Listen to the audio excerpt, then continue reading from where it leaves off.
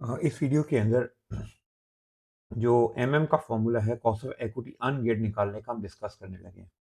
तो होता ये था कि जब आप एमएम के मॉडल से कॉस्ट ऑफ इक्विटी अनगियर्ड निकालते थे तो बड़ा चैलेंजिंग हो गया था स्प्रेडशीट में, क्योंकि काफ़ी ज़्यादा आपको रीअरेंजमेंट करनी पड़ती थी। ओरिजिनली फॉर्मूला ये हुआ करता था, लेकिन अब एग्जामिनर ने क्या किया हुआ है, उसने इसी फॉर्मूला को थोड़ा रीअरेंज्ड कर दिया फॉर्मूला। ठीक है, तो ये फॉर्मूला सेम ही है नीचे वाला भी एमएम से, लेकिन क्या किया, बस रीअरेंजमेंट कर दी है। हम थोड़ा पहले रीअरेंजमेंट पर अगर हम बात करें तो रीअरेंजमेंट में देखिए उन्होंने किया क्या है। किया जनाबे वाली उन्होंने ये है कि जो कॉस्ट ऑफ डेट का हिस्सा है वो उठा के कॉस्ट ऑफ इक्विटी गियर्ड के साथ मिला के उस सारा का सारा लेफ्ट साइड पर ले गए, जबकि इसकी वजह से राइट साइड के ऊपर एक ही कॉस्ट अनअवेलेबल है, वो है के ई आई, जिसको हम कॉस्ट ऑफ इक्विटी अनगियर्ड भी बोलते हैं। मैं इसको एक स्टेप और कर रहा हूँ राइट साइड वाले फॉर्मूला को, कि इसका मतलब ये है कि ये फॉर्मूला बनता है कि आपका 1 प्लस आगे है जी value of debt over value of equity, multiply इसको कर दो के 1 माइनस टी के साथ, यानी नेट ऑफ टैक्स, और जो भी आंसर आएगा वो किसके बराबर होगा, कॉस्ट ऑफ इक्विटी अनगियर्ड। ये एक्चुअली इस तरह से फॉर्मूला है। तो बेसिकली मैंने क्या किया, कॉस्ट ऑफ इक्विटी अनगियर्ड को ब्रैकेट के बाहर ले गया, जिससे ये फॉर्मूला बना। इससे अब देखो फायदा क्या हुआ, लेफ्ट साइड तो आपकी कंप्लीट सारा डेटा अवेलेबल है, ये सॉल्व हो जाएगा, जबकि राइट साइड का फॉर्मूला भी अगर आप ये कैलकुलेट कर लेते हो तो इसको आप इक्वल की दूसरी तरफ लेके जाके सिंपली डिवाइड करोगे तो balancing cost of equity ungeared estimate हो जाएगा।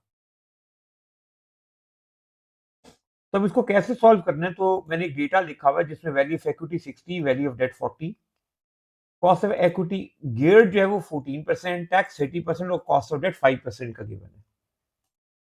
तो मुझे सबसे पहले क्या करना है, मुझे सबसे पहले तो लेफ्ट साइड का फॉर्मूला सारा सॉल्व करना है, जो क्या formula, cost of equity plus, अब क्या है, 1 माइनस टी, इसको मल्टीप्लाई करेंगे हम कॉस्ट ऑफ डेट के साथ, और आगे value of debt over value of equity. इसको पहले सॉल्व कर लेंगे। तो अगर मैं इसको सॉल्व करूं तो वो कितना आता है, तो इस क्वेश्चन में कॉस्ट ऑफ इक्विटी जो कि गियर्ड है 14%, इसमें प्लस करना है सबसे पहले तो 1 माइनस टी। नौ टैक्स अगर 30% है तो 1 माइनस टी होगा 70%, तो मल्टीप्लाई करूंगा 70% के साथ। इसको फर्दर मल्टीप्लाई किया गया है कॉस्ट ऑफ डेट जो कि 5% है, और मल्टीप्लाई कर रहे हैं वैल्यू ऑफ डेट जो कि 40 divided by value of equity 60। तो इस फॉर्मूला की मदद से क्या होगा, आपका जो लेफ्ट साइड है इक्वल का फॉर्मूला वो सारा कैलकुलेट हो जाएगा। तो ये आपका कोई 16.33% आता है, इसको एज इट इज लेने, तो यहाँ चाहो तो इसको हम मेरा ख्याल है 2 डेसिमल प्लेस तक लिख लेते हैं, ताकि फिगर्स को देखना भी आसान होता है।